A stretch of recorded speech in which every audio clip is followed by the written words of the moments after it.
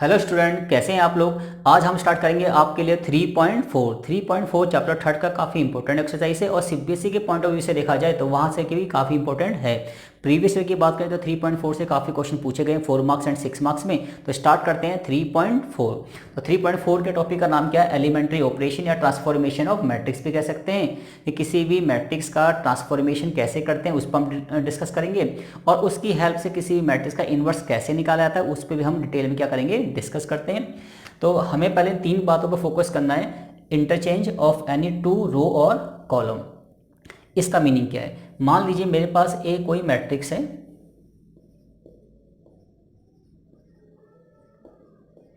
पहले इसका मीनिंग समझिए, आपको याद नहीं रखना है, इनको एक बार समझना है। क्लियर आपका? जैसे मान लीजिए मेरे पास एक 3x3 की क्या है, आपके पास एक मैट्रिक्स है और आपको पता है ये R1 है, ये R2 है, ये क्या है R3 एंड ये क्या है आपका C1 C2 एंड C3। तो कह रहा है कि ना आप जब भी किसी भी मैट्रिक्स का एलिमेंट्री ऑपरेशन करोगे तो आप कोई भी दो रो या दो कॉलम को क्या कर सकते हो, इंटरचेंज कर सकते हैं। जैसे मान लीजिए R1 interchange R2, it's means आप R1 को R2 की जगह R2 का R1 की जगह क्या कर सकते हैं, रिप्लेस कर सकते हैं। जैसे 4 8 -1 2 7 5, ये मीनिंग होगा किसका, इंटरचेंज का। बाकी ये अपनी जगह सेम रहेगा। क्लियर आपका? तो इसको करते हैं क्या, इंटरचेंज करना। ऐसे ही हम कॉलम में भी क्या कर सकते हैं, इंटरचेंज कर सकते हैं। जैसे मान लीजिए मैंने कहा C2 इंटरचेंज किया C3, इट्स मीन्स आप C2 और C3 को क्या कर दीजिए, इंटरचेंज कीजिए। तो बताइए ये क्या है आपका C1, ये तो कांस्टेंट ही रहेगा अपनी जगह सेम। अब देखिए ये C2 और ये क्या है आपका C3, तो क्या आएगा 5 -1 2 यहाँ रिप्लेस हो जाएगा एंड 7 8 9 यहाँ पे क्या हो जाएगा, रिप्लेस। तो फर्स्ट टूल का मतलब क्या है, interchange row and column. Clear आपका? तो इस तरीके से हम क्या कर सकते हैं, मैट्रिक्स में रो और कॉलम को क्या कर सकते हैं, इंटरचेंज कर सकते हैं। क्लियर आपका?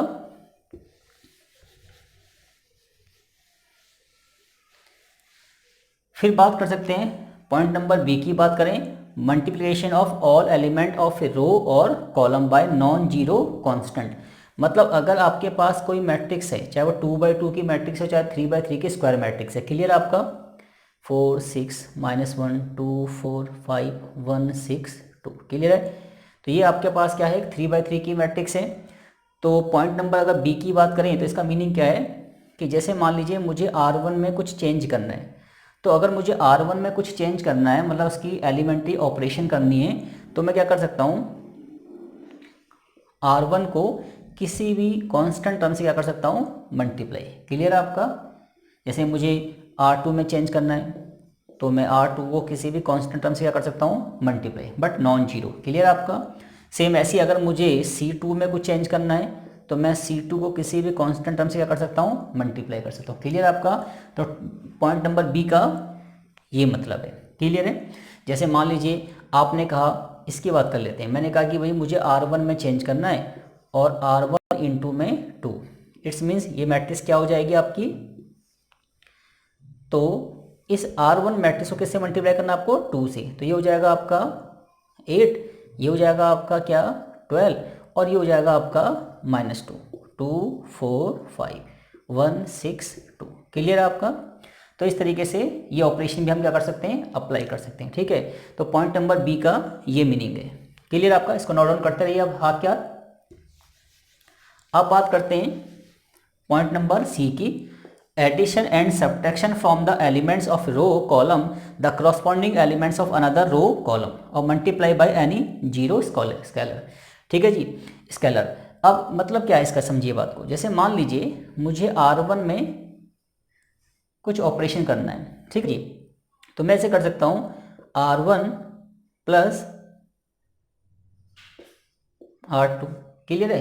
तो पॉइंट नंबर सी का मतलब ये है, ठीक है जी, कि मुझे R1 में कुछ भी अगर ऑपरेशन करना है तो मैं R1 में R2 का कुछ टाइम प्लस भी कर सकता हूँ और क्या कर सकता हूँ, माइनस भी कर सकता हूँ। सेम ऐसे ही अगर मुझे R3 में कुछ इंटरचेंज करना है तो मैं R3 में R1 का कुछ टाइम प्लस या माइनस कर सकता हूँ। ठीक है? और R2 का भी कर सकता हूँ। क्लियर आपका? तो ये है हमारा पॉइंट नंबर सी। क्लियर आपका? ठीक है, तो आपको समझ में आ गई। तीन बातों के बेस पर हम क्या कर सकते हैं, एलिमेंट्री ऑपरेशन कर सकते हैं, और रो से भी कर सकते हैं, क्या कर सकते हैं, कॉलम से भी क्या कर सकते हैं, एलिमेंट्री ऑपरेशन कर सकते हैं। क्लियर आपका। बस आपको ध्यान ये रखना है कि जब भी आप किसी 2x2 या 3x3 की मैट्रिक्स का एलिमेंट्री ऑपरेशन करें तो या तो कॉलम से करें या तो किससे करें, रो से करें। क्लियर आपका। और अगर आप किसी भी मैट्रिक्स का, स्क्वायर मैट्रिक्स का 2x2 या 3x3 की मैट्रिक्स आपके पास होगी और उसका आपको इन्वर्स निकालना है एलिमेंट्री ऑपरेशन से, तो अगर आप रो से निकालेंगे तो इस पर्टिकुलर फॉर्मेट को क्या करेंगे, फॉलो करेंगे, और अगर आप कॉलम से निकालते हैं तो फिर इसको क्या करेंगे, आप फॉलो करेंगे। क्लियर आपका। तो स्टार्ट करते हैं। तो अब स्टार्ट करते हैं क्वेश्चन नंबर आपका फर्स्ट क्वेश्चन लेते हैं आपके लिए।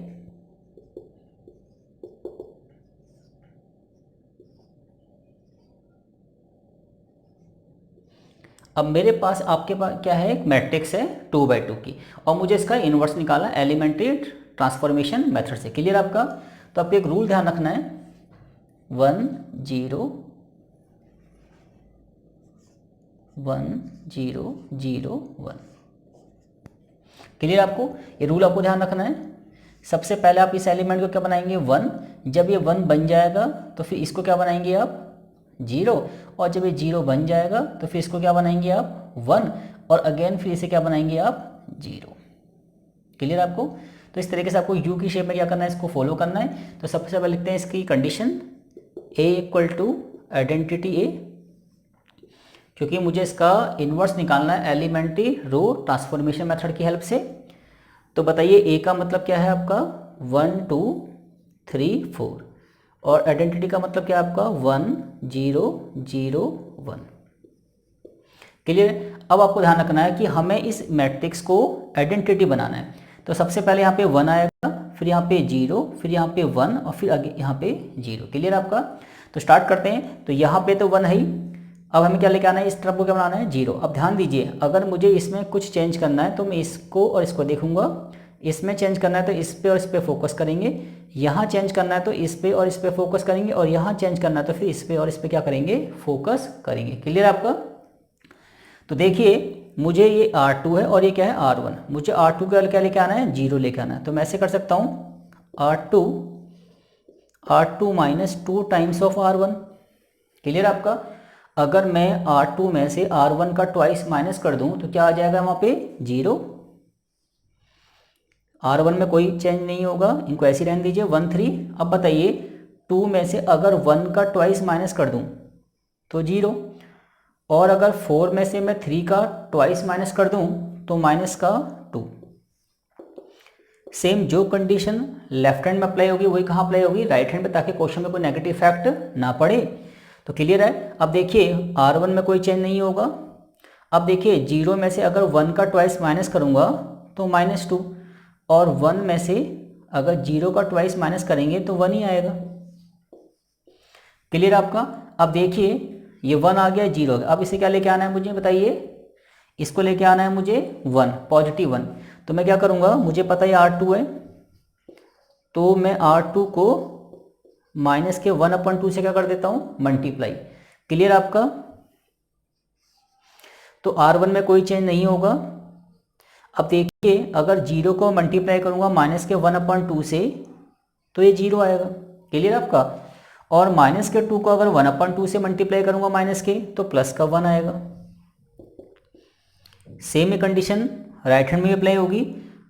R1 में कोई चेंज नहीं हुआ। अब देखिए, माइनस के 2 को अगर 1/2 से मल्टीप्लाई करेंगे तो प्लस का 1 आएगा, और 1 को अगर मल्टीप्लाई करूँगा 1/2 से तो माइनस का 1/2 आएगा। क्लियर है। ये 1 आ गया, 0 आ गया, 1 आ गया। अब इसे क्या लेके आना है, 0, क्योंकि यू की शेप में फॉलो करना है। अब देखिए, ये R1 है और ये क्या है, R2। तो देखिए, अगर मैं R1 में से R2 का 3 टाइम माइनस कर दूंगा तो क्या आ जाएगा, ये 0। तो हम लिखेंगे R1 निकालने के लिए R1 minus 3 times of R2। Clear आपका। तो देखिए, 1 में से 0 का 3 टाइम माइनस कीजिए, 1 आएगा, और 3 में से 1 का 3 टाइम माइनस कीजिए, 0, और R2 पे कोई इफेक्ट नहीं पड़ेगा। सेम कंडीशन कहाँ अप्लाई करनी है, राइट हैंड साइड में। क्लियर आपका।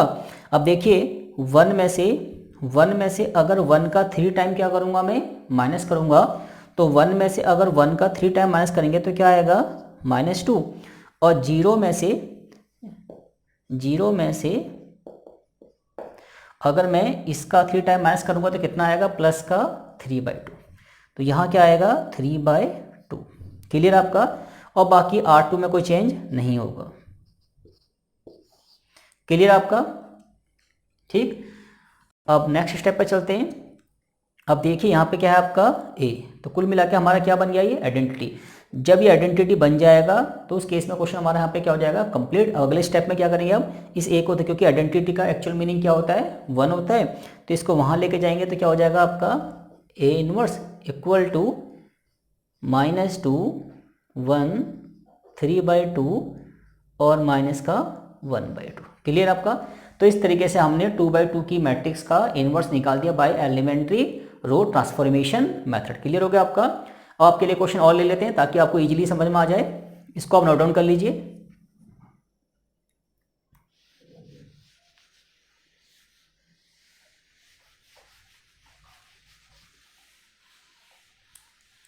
बस जो 3 कंडीशन आपको स्टार्टिंग बताई थी मैंने, point number A, point B और पॉइंट C, उनको आपको ध्यान रखना है। क्लियर आपका।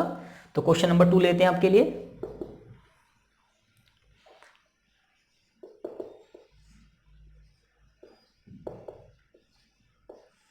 अब मेरे पास ये A कोई मैट्रिक्स है और मुझे क्या निकालना है इसका इनवर्स। सबसे पहले कंडीशन लिखेंगे A equal to identity A। Clear आपका। अब ध्यान दीजिए A का मतलब क्या है 4 3 -1 2। आइडेंटिटी का मतलब क्या है 1 0 0 1। क्लियर आपका। अब देखिए हमें इस मैट्रिक्स को क्या बनाना है आइडेंटिटी, और उसके लिए रूल क्या है हमारा ये रहा। क्लियर है। और ये रूल क्या है आपका, सबसे पहले क्या करेंगे ये एलिमेंट क्या बनेगा आपका 1। जब ये 1 बन जाएगा तो फिर ये क्या बनेगा आपका 0, और जब ये 0 बन जाएगा तो फिर अगेन ये क्या बनेगा 1, और जब ये 1 बन जाएगा तो अगेन ये क्या बनेगा 0। तो इस तरीके से इस रूल को क्या करना है हमें फॉलो करना है। क्लियर आपका यू की शेप में। तो बताइए, और मैंने ये बता चुका हूँ पहले कि अगर मुझे यहाँ कुछ चेंज करना है तो मैं इसमें और इसमें क्या करूँगा फोकस करूँगा। यहाँ चेंज करना है तो इस पर क्या करूँगा फोकस। यहाँ चेंज करना है तो इस पे फोकस करूँगा, और यहाँ करना है तो फिर इस पे क्या करूँगा फोकस करूँगा। क्लियर आपका।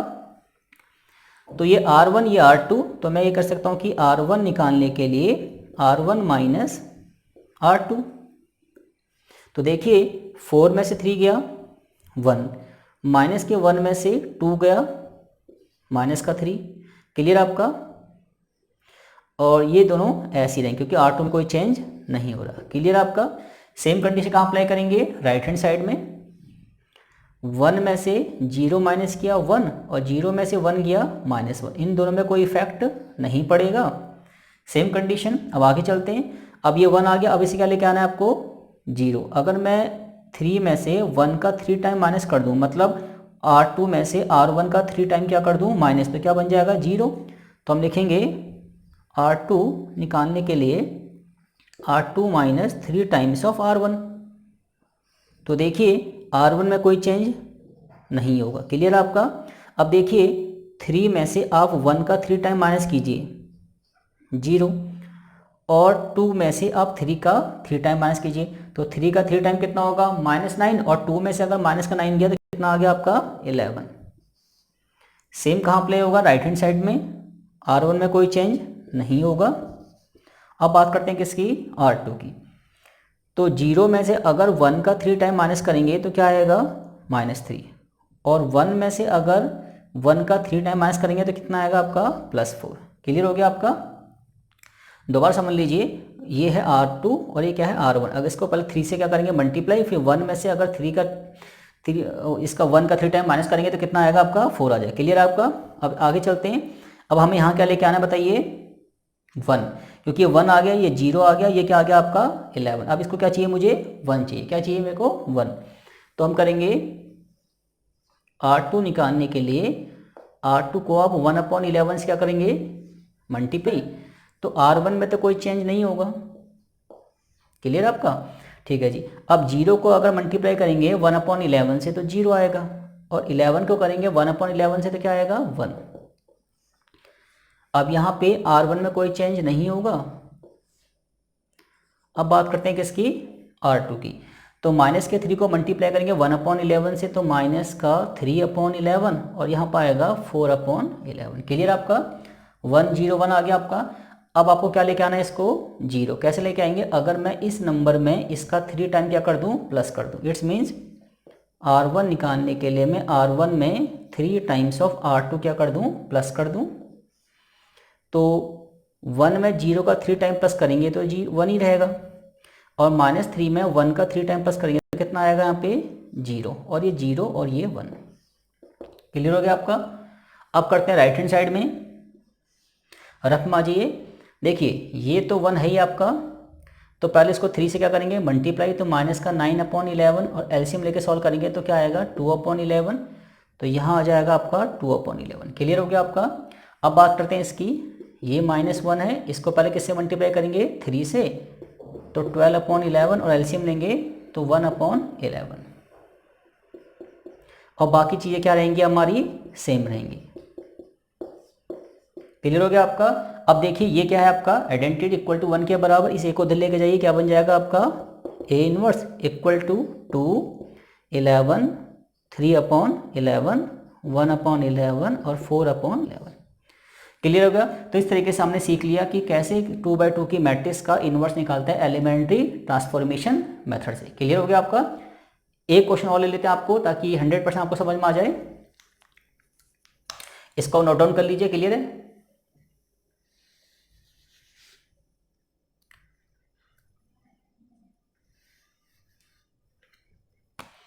क्वेश्चन नंबर 3 लेते हैं आपके लिए।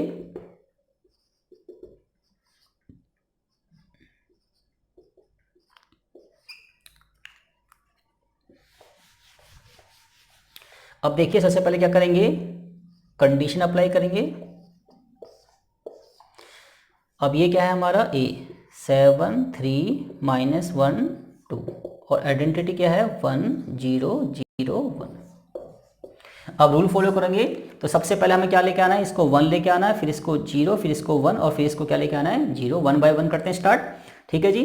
तो ये क्या है आपका R1, ये क्या है आपका R2। तो अगर मैं R1 में से R2 का 2 टाइम्स माइनस कर दूं तो यहाँ क्या आ जाएगा 1। तो R1 निकालने के लिए हम R1 में से 2 टाइम्स ऑफ R2 क्या कर देते हैं माइनस। तो 7 में से 3 का ट्वाइस माइनस कीजिए 1, और माइनस के 1 में से 2 का ट्वाइस माइनस कीजिए तो माइनस का 5, और यहाँ कोई इफेक्ट नहीं पड़ेगा। सेम कंडीशन यहाँ भी अप्लाई करनी है। तो 1 में से 0 का ट्वाइस माइनस कीजिए 1 ही आएगा, और 0 में से 1 का ट्वाइस माइनस कीजिए माइनस का 2, और इन पे कोई इफेक्ट नहीं पड़ेगा। क्लियर है। अब आपको क्या लेना है, इसको 0, ये R2 और ये क्या है R1। तो अगर मैं R2 में से R1 का 3 टाइम क्या कर दूं माइनस, ठीक है जी। तो R1 में कोई चेंज नहीं होगा। अब देखिए 3 में से 1 का 3 टाइम माइनस करते कितना आएगा आपका 0। क्लियर आपका।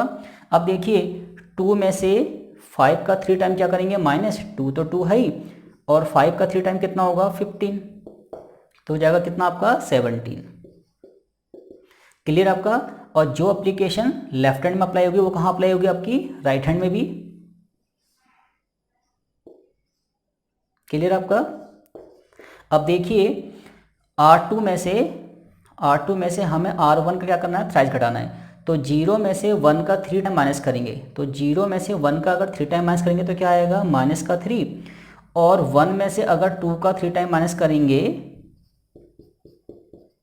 तो कितना हो जाएगा ये 7। कितना हो जाएगा आपका 7। क्लियर आपका। तो इस तरीके से अगर आप इसको इजीली करते रहेंगे तो आपको कोई दिक्कत नहीं होगी। बस ये क्वेश्चन किसका है, प्रैक्टिस बेस है। क्या है, प्रैक्टिस बेस। आगे चलते हैं। अब देखिए ये 1 आ गया, 0 आ गया, इसे क्या लेके आना है, मुझे 1 लेके आना है। तो कैसे लेके आएंगे जी, ये क्या है आपका R2, ये R2 है आपका। तो हम कर सकते हैं कि R2 निकालने के लिए R2 को 1/70 से क्या कर दें मल्टीप्लाई। तो R1 पे तो कोई इफेक्ट नहीं पड़ेगा, तो 0 को मल्टीप्लाई करेंगे 1/17 से तो 0, और 17 को करेंगे 1/70 से मल्टीप्लाई तो कितना आ जाएगा आपका 1। क्लियर आपका। इस तरीके से इसको क्वेश्चन को इजीली करते जाएंगे, कोई दिक्कत हमें नहीं होने वाली। अब बात करते हैं राइट हैंड साइड में। तो R1 में कोई चेंज नहीं होगा। अब बताइए अगर 3 को मल्टीप्लाई करेंगे 1/17 से तो माइनस का 3/17 आएगा आपका, और 7 को इंटू करेंगे 1/7 से तो 7/17 आएगा। क्लियर है? 101। अब इसे क्या लेके आना आपको 0। तो ये R1 है और ये क्या है R2। अगर मैं R1 में R2 का 5 टाइम क्या कर दूं प्लस, तो क्या बन जाएगा 0। तो R1 निकालने के लिए R1 plus 5 times of R2, तो 0 का 5 टाइम 0 तो ये 1 ही रहेगा। 1 का 5 टाइम 5 तो क्या आएगा आपका 0, और ये 0 ये 1, क्योंकि ये हमारा क्या चाहिए हमें आइडेंटिटी बन गया। क्लियर है? अब बात करते हैं राइट हैंड साइड पे। अब देखिए तो समझिए बात को क्या कह रहा है। 1 में हमें इसका क्या करना है 5 टाइम क्या करना है प्लस करना है। तो पहले 1 लिख लेते हैं, इसका 5 टाइम कितना होगा माइनस का 15/17, एलसीएम लेंगे तो कितना आएगा 2/17। क्लियर आपका? सेम ऐसे ही अब माइनस के 2 में हमें प्लस करना है इसका 5 टाइम्स,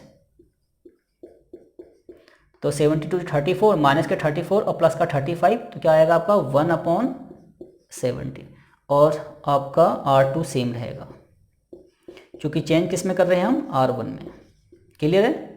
और अब ये क्या बन गया हमारा आइडेंटिटी इक्वल टू 1 के बराबर। अगले स्टेप में क्या करेंगे, इसको यहाँ ले जाएंगे A इनवर्स इक्वल टू 2/17, 3/17, 1/17 और 7/17। तो इस तरीके से हमने 2/2 की मैट्रिक्स का इन्वर्स निकालना सीख लिया। क्लियर है आपका? अब आपको एक बात ध्यान रखनी है, आप इसके बेस पे 3.4 में स्टार्टिंग के 14 क्वेश्चन को इजीली क्या कर सकते हैं कवर अप कर सकते हैं। और नेक्स्ट क्लास के अंदर हम क्या कराएंगे, इसके जो 3/3 के क्वेश्चन उन पर हम क्या करेंगे डिस्कस करेंगे। आपको बात और याद रखनी है कि कभी कभी ना 2/2 की मैट्रिक्स का जब हम इन्वर्स निकालते हैं तो इन्वर्स क्या होता है डज नॉट एग्जिस्ट होता है। क्लियर आपका? वो किस केस में होगा वो बता देता हूं आपको। वो आपका इस केस में होगा, इसको नोट डाउन कर लीजिए आप।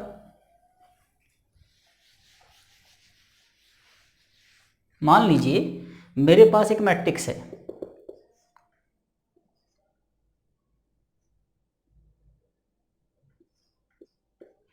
ठीक है जी, और मुझे इस मैट्रिक्स का क्या निकालना है इन्वर्स निकालना है। बाकी डिटेल में आप समझेंगे इस टॉपिक को कहाँ पे चैप्टर 4 के अंदर, बट मैं बता रहा हूँ कि जब भी आप किसी 2/2 की मैट्रिक्स का इन्वर्स निकालना है तो इस बात को भी ध्यान रखिए कि अगर इस मैट्रिक्स का डिटर्मिनेंट 0 आ गया, आई मीन से आप इसकी मल्टीप्लाई इसमें कीजिए और इसकी मल्टीप्लाई इसमें कीजिए, तो 1 4 जा 4 और 2 की 2 में कीजिए, कितना आ गया 4। अगर इन दोनों के बीच का डिफरेंस क्या आ गया 0 आ गया, इन दोनों नंबर के बीच का डिफरेंस कितना हो गया 0 हो गया, इट्स मीन्स इसका जब इन्वर्स निकालेंगे एलिमेंट्री से तो डज नॉट एग्जिस्ट होगा। तो जब हम करेंगे 3.4 के 14 क्वेश्चन करेंगे तो इसमें 1-2 क्वेश्चन ऐसे भी आएंगे जिनका इन्वर्स हमारा पॉसिबल नहीं होगा।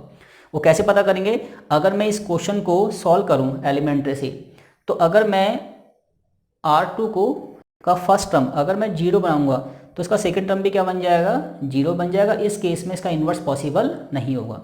और चेक कैसे करते हैं, देखिए आप पहले इनकी क्रॉस कीजिए, पहले इसकी मल्टीप्लाई इसमें कीजिए, कितना आ गया 4, साइन ऑलवेज क्या लगेगा बीच में माइनस का, और फिर इसकी मल्टीप्लाई इसमें कीजिए।